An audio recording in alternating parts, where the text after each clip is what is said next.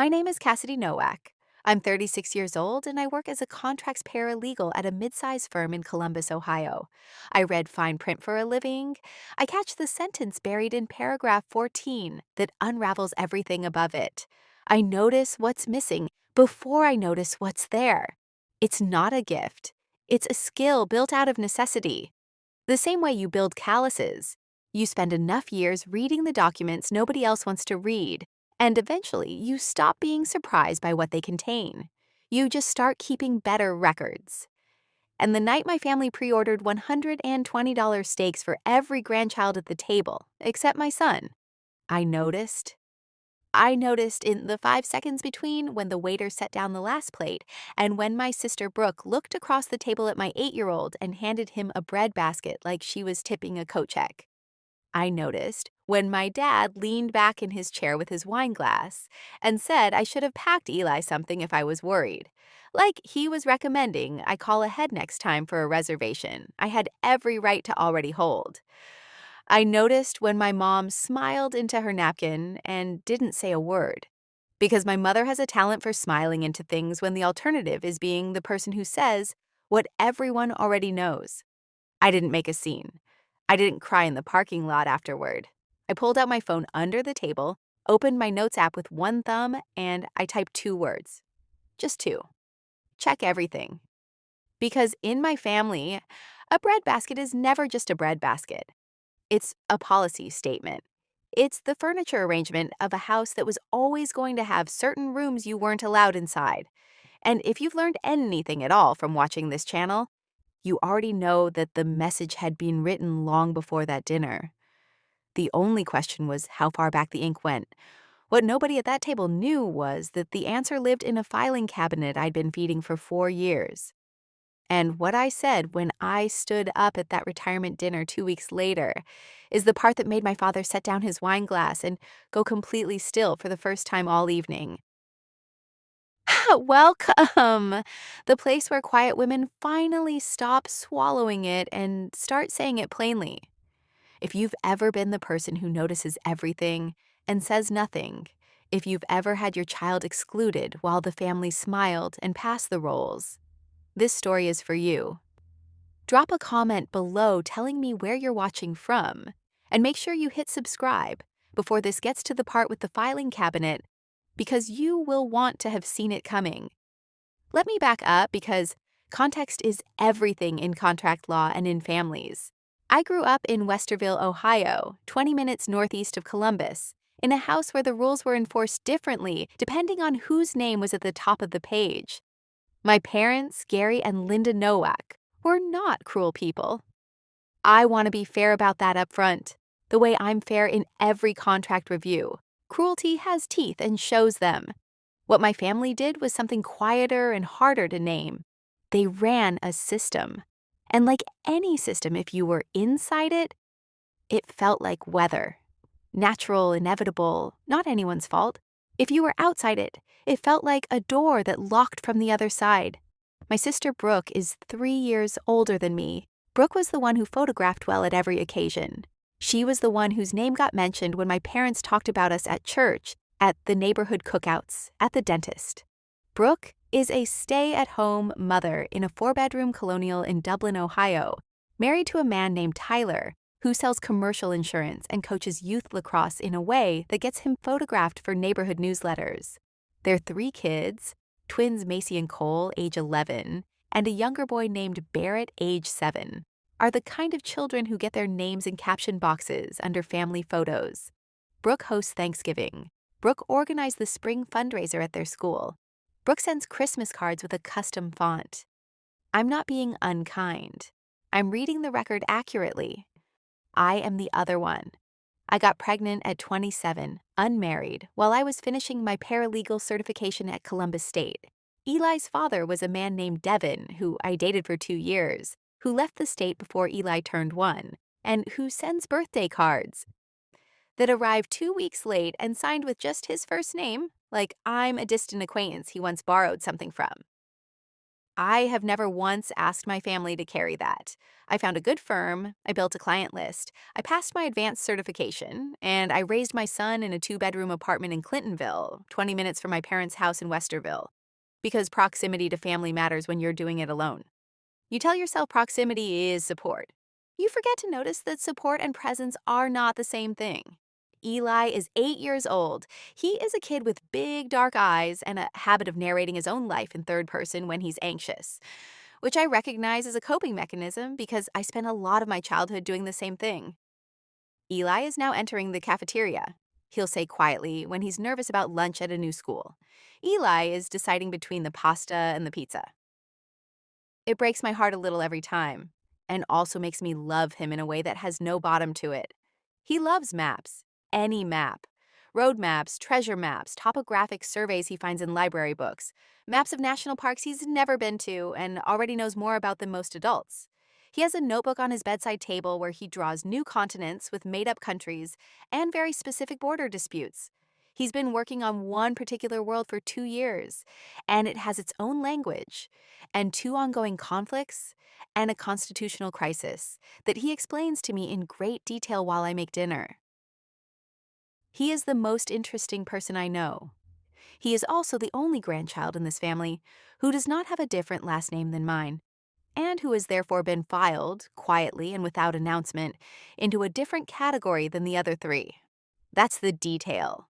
That's the thread you pull. Some families don't do it with cruelty. They do it with administration, with who gets the card at their place setting and who gets the breadbasket, with who gets a college savings account opened at birth, and who gets a grandmother who says she's stretched thin when he wants to go to camp. The family didn't decide Eli didn't count. They just kept making decisions, and he kept not being in them. That's the architecture of it. Quiet enough that you could mistake it for something else right up until you can't. Every other grandchild in this family belongs to Brooke and Tyler, and every dollar of my parents' generosity flows in that direction like water finding its slope. I made peace with that years ago, or I told myself I had. You can make peace with a lot of things when the alternative is standing in the cold counting your grievances. You absorb it. You excuse it. You call it Brooke having 3 kids versus my one. You call it the cousins being closer in age. You call it anything that lets you eat Sunday dinner without burning the table down. And then your 8-year-old gets a breadbasket while 3 cousins eat $120 steaks, and the accounting you've been quietly keeping for 4 years suddenly asks to be read out loud. The dinner was my parents' 40th anniversary. April, in Columbus, Ohio, at a restaurant called Marcello's on the north end of Polaris, the kind of place with white tablecloths and a sommelier who knows your parents' names because they've been coming long enough to have earned the familiarity. Private dining room, 12 people. My parents, Brooke and Tyler, their 3 kids, my Aunt Patricia and her husband from Hilliard, me and Eli. I want you to understand that I confirmed this dinner 3 times. Once when Brooke texted the group chat in February, saying to save the date. Once in early March, when she sent a follow-up with the restaurant and the time. Once 2 weeks before when I texted her directly and asked if there was anything I should bring or plan for. She said it was handled. She used a smiley face.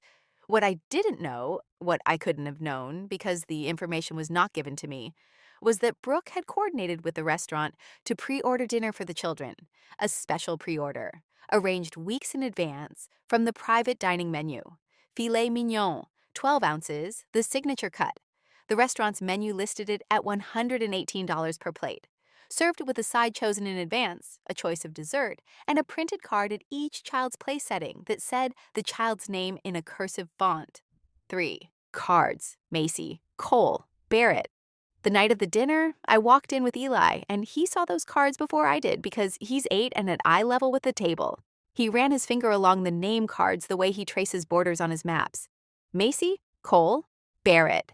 And then he looked at his spot and there was no card.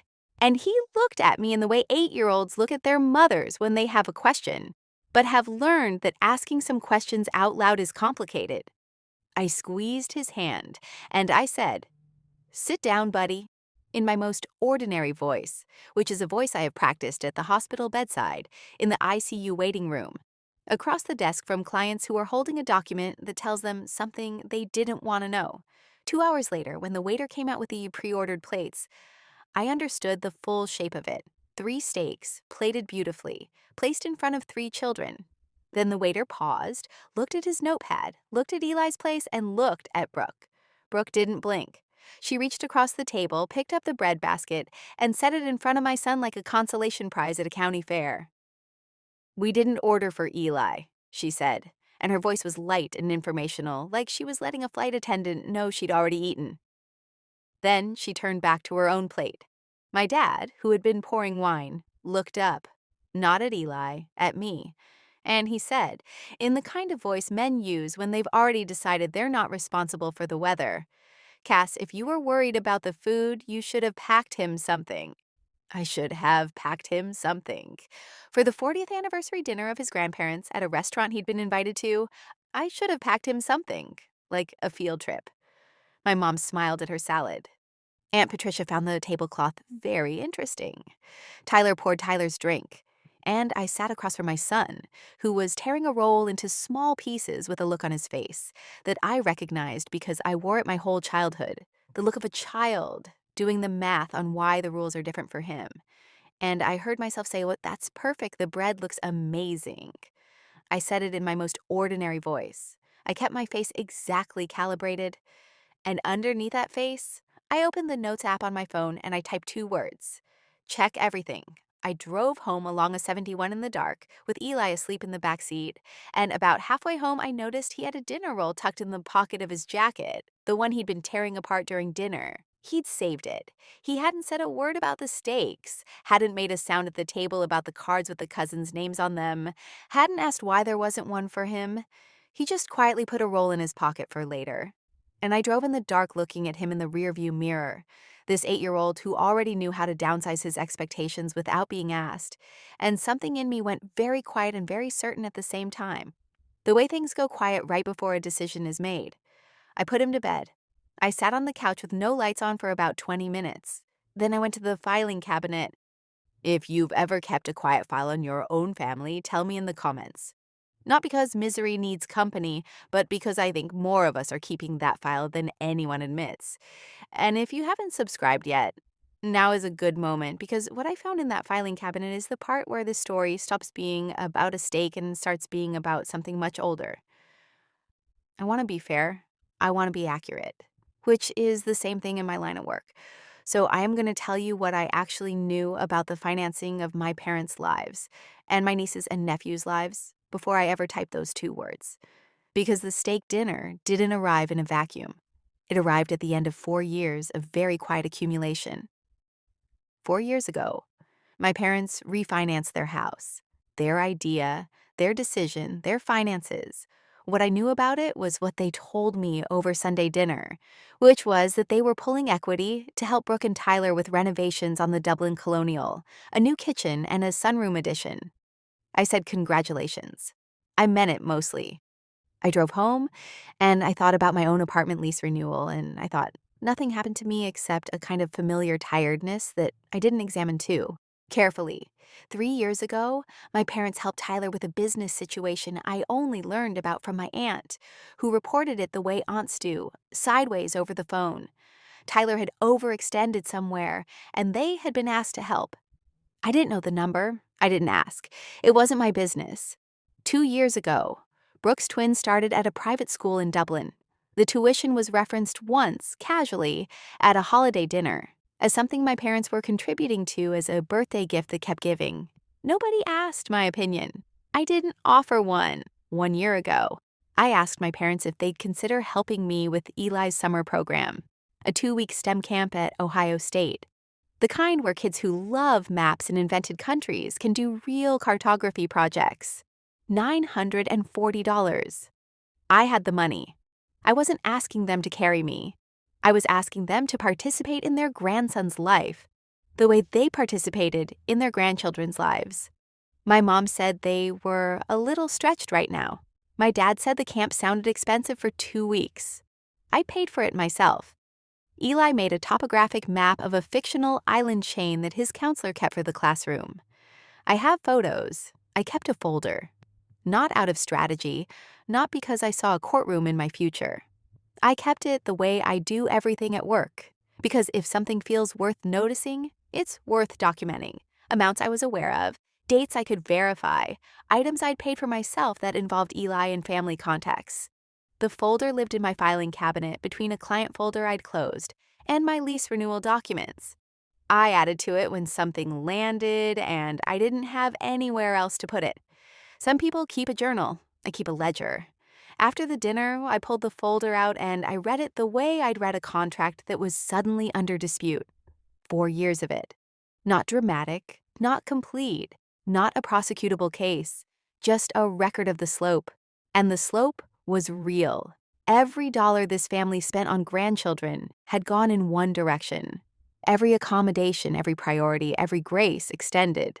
One direction. And the argument was always the same, built into the air of every room, so embedded that nobody ever had to say it. Brooke had 3 kids. I had 1. 3 to 1 is just math. But math works both ways. And what the math actually said when I laid it flat was that Eli had never once been treated like a full grandchild in this family. Not at Christmas, where the gift totals ran about 2 to 1 in the cousin's favor, even accounting for 3 versus 1.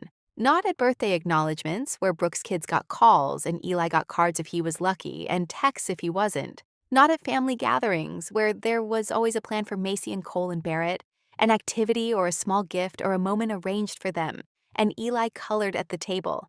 And not at a 40th anniversary dinner at Marcello's on Polaris, where 3 children had their names in cursive on printed cards, and 1 child had a breadbasket. I sat with my folder for a week, then I made 2 phone calls. The first was to my Aunt Patricia. I asked her what she'd seen that night, plainly, in the voice I use when I need a document confirmed. She was quiet for a moment. Then she said, "Honey, I've been watching this for years." And she told me things I didn't know she'd noticed, which is the thing about quiet witnesses. They keep their own files, too.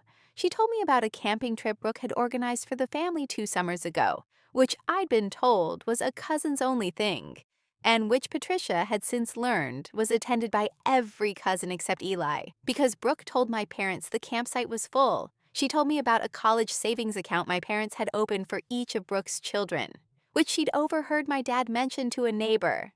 3 accounts. She'd never heard Eli's name come up. I wrote that down. Then I said thank you, and I meant it. The second call was to my parents. Not confrontational, not even questioning. I called my mother, and I asked her, in the most ordinary voice I owned, whether Eli had a college savings account like the other grandkids. She said she thought I was handling his savings myself. I said I was, yes. I asked whether they'd set up accounts for Macy, Cole, and Barrett. She said yes, they had, when each of them was born. They planned to add to them over time. I said, "That's nice." I said it, warmly. I thanked her for picking up, and I got off the phone, and I sat in my kitchen in Clintonville, and I looked at my notes app in my folder, and I understood something I had been dancing around for 4 years. This wasn't favoritism. Favoritism is preference. This was a different category. This was my son being defined as not fully family by the machinery of 100 small decisions, none of which anyone would ever name out loud, all of which added up to the same thing. He was the other grandchild, the one without a card, the one you hand the bread basket to, the one his mother should have packed something for. I made a decision that shaped everything after. I was not going to scream. I was not going to post. I was not going to become the difficult daughter at every Sunday dinner from now until someone died. I was going to do exactly one thing, quietly, and I was going to do it at a table, in front of witnesses, with documented facts in hand, in a way that cost money and lasted. But first, I needed the room. And the room came 3 weeks later, in the form of my dad's retirement dinner. If you've ever sat on information that matters and waited for the right moment to lay it down without dropping it, stay with me. And hit subscribe if you want to know what I said when I finally stood up, because I've been writing that speech for a long time. My dad was retiring from 31 years as a regional manager at a logistics company based out of Columbus. He'd been there since before Brooke was born. He'd driven the same route on I-270 for 3 decades, supervised 4 warehouses, outlasted 7 rounds of corporate restructuring, and the company was throwing him a proper dinner at a private room at the Hilton near the Airport Marriott on the west side. About 40 people, colleagues, and family. Brooke was coordinating the family side. Of course she was. I was on the invite list. Eli was not. The invite said adult dinner, which Brooke announced in the group chat with a string of celebration emojis. My Aunt Patricia texted me separately within the hour. She said the Dublin cousins were coming, and she said it the way she says things she has already decided she won't comment on directly. I did not ask for clarification because I didn't need it. Adult dinner was the language, but Macy was 11 and had attended every family dinner I'd ever seen her at, and Cole and Barrett were 7 and had been at the anniversary dinner the previous month. The dinner wasn't adults only. The dinner was Eli only, as in Eli wasn't there. I made arrangements for Eli to sleep at a friend's house. I bought my father a card and had Eli draw one of his maps inside it, a fictional geography with a note that said, "For Grandpa's new adventures," in Eli's careful handwriting. I drove to the Hilton on a Thursday evening in May, and I sat at a round table with my aunt and uncle and 2 of my dad's colleagues I'd met twice. I want you to understand what the room looked like because rooms matter.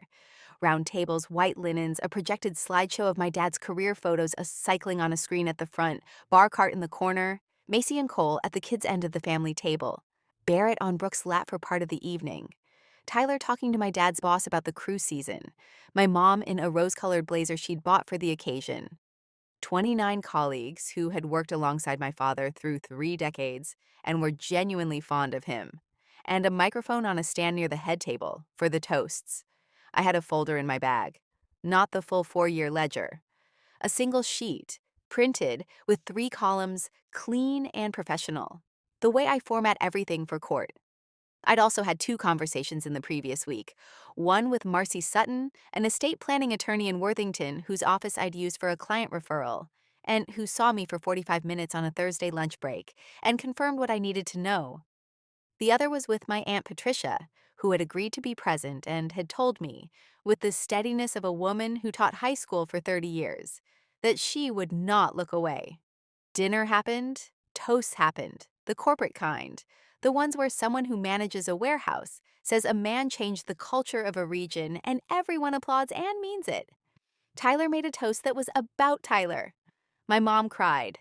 Brooke presented a framed photo arrangement she'd commissioned, the family, across the years, and I appeared in 3 of the 12 photos, which I counted because I count things.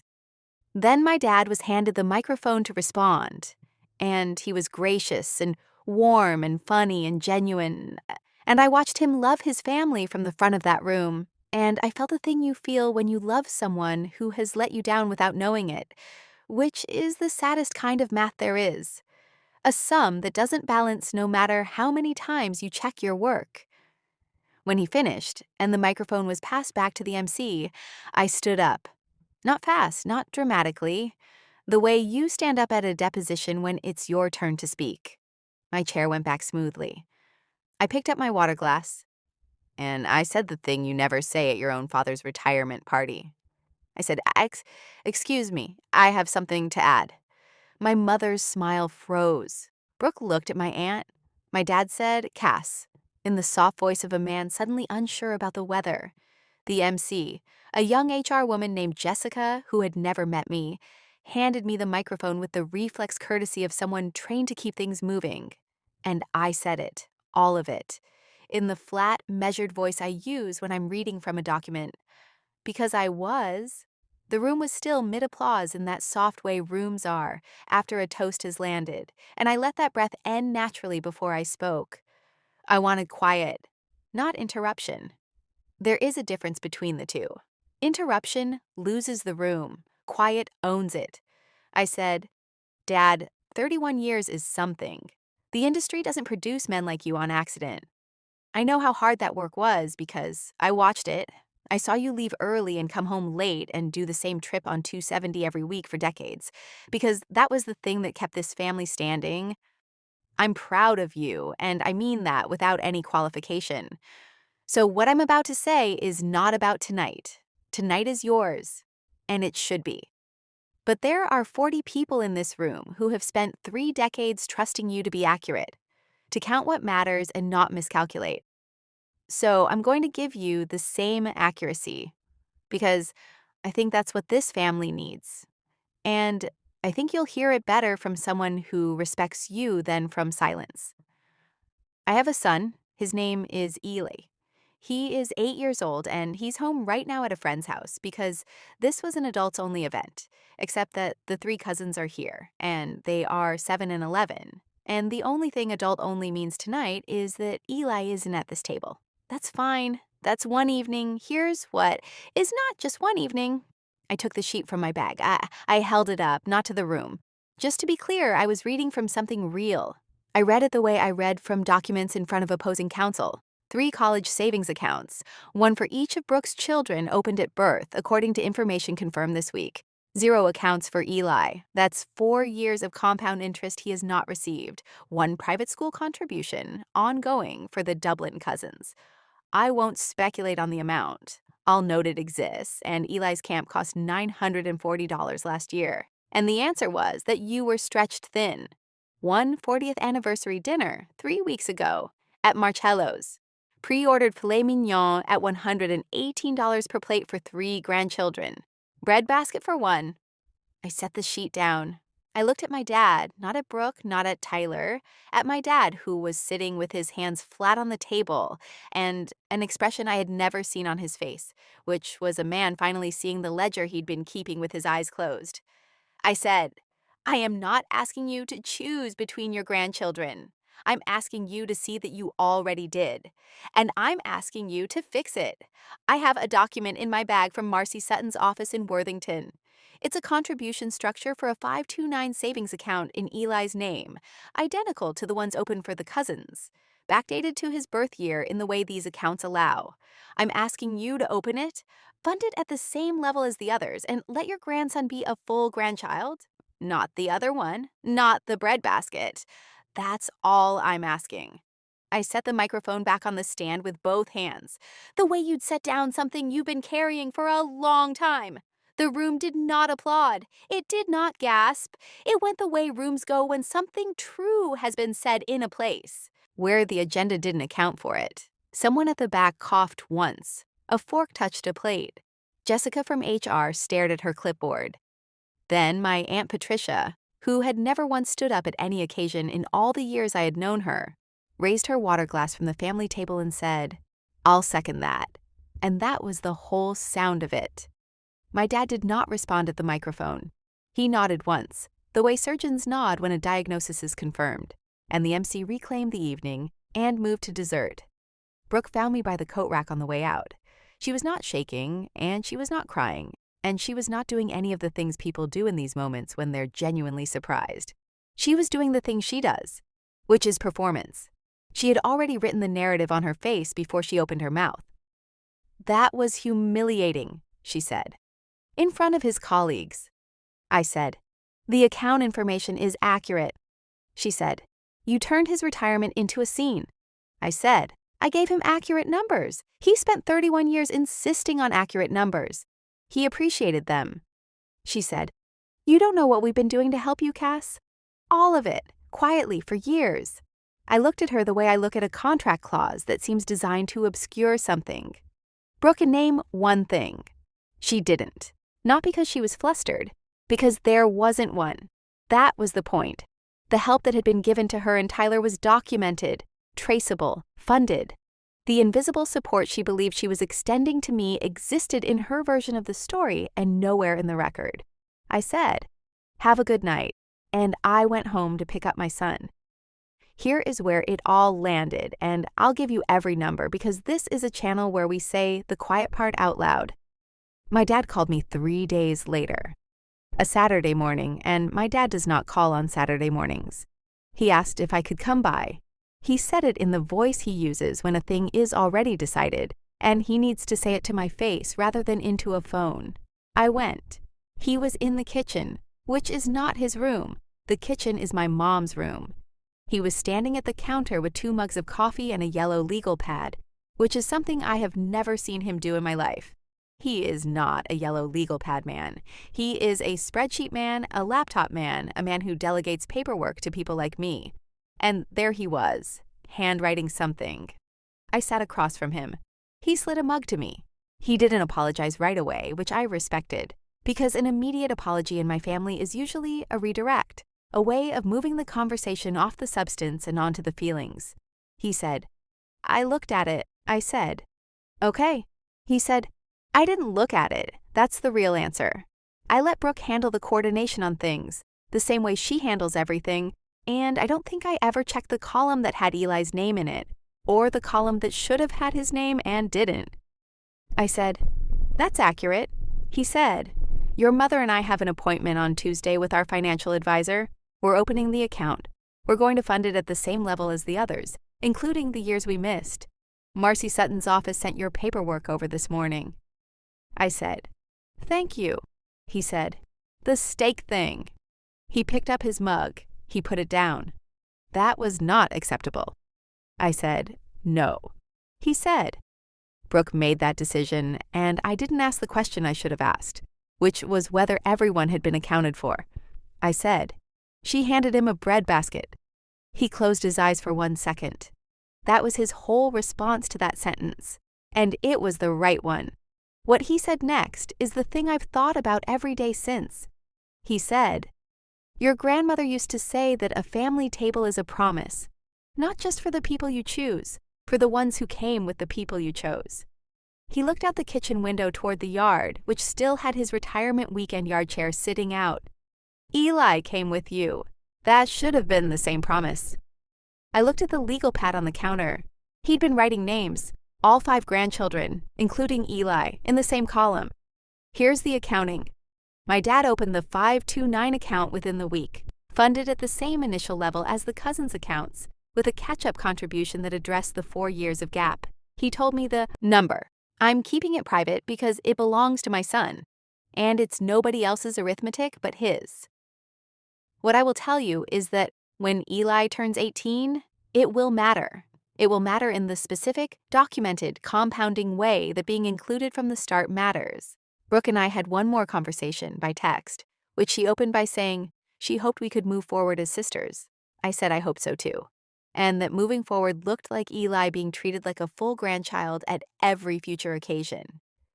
She said she thought I was being rigid. I said I thought I was being accurate. We haven't had Sunday dinner together since. I don't know when that changes. My door isn't locked, but it has a handle now, and it turns from my side. My mom sent a text 2 weeks after the retirement dinner, 3 sentences. She said she loved me. She said she should have spoken up at the anniversary dinner. She said she'd been thinking about it since April. It was the most honest thing she'd sent me in 4 years, and I keep it in a folder the same way I keep everything that matters. Eli doesn't know what happened at the retirement dinner. He's 8. 8-year-olds should not carry the weight of their grandmother's ledger. What he knows is that his grandfather called him on a Tuesday night to ask what country he was currently drawing, and to listen for 20 minutes about a fictional archipelago in a fictional ocean with a surprisingly complex immigration policy. What he knows is that a letter came in the mail for him, addressed to him, with a return address from a financial institution, and that his grandfather called to explain what a college savings account was. Eli listened. Then he asked whether his new country could have a university. My dad said he didn't see why not. And I stood in the hallway outside Eli's room listening to them talk, and I held the doorframe for a minute and I let it be what it was. Not a prize, not a scoreboard settling, just a grandfather finally sitting at a table that had room for everyone, late and with some catching up to do, but present. If I could give you one line from everything I've told you today, it would be this. The quiet ones always finish their paperwork. I spent 4 years adding to a folder nobody asked for in a filing cabinet in a Clintonville apartment because I am the kind of woman who notices what's missing and writes it down. And the thing about documentation is that it doesn't ask anything of you. It just waits. Patient as a breadbasket left on a table. Patient as a child tearing a roll into pieces and doing the math and deciding not to ask his mother what it means. It waits for the moment when a room full of people is finally ready to hear the column that was always there. My son will have his name on a card at the next family table. His name in the same font, the same column, the same promise. I made sure of it. Not with a scene, not with noise, with a single printed sheet and a voice that didn't shake. That's my story. One breadbasket, 4 years of a folder, one sentence at a retirement dinner, and a table that finally made room. If this reminded you of a column in your own family that keeps coming up short, check the paperwork, all of it. And let the people who love you prove it with something more than a promise they're not keeping. Share this with someone who hands the bread basket and thinks they are being generous. Drop a comment and tell me what you would have said at that microphone. And if you haven't subscribed yet, now is the time. I'll see you in the next one.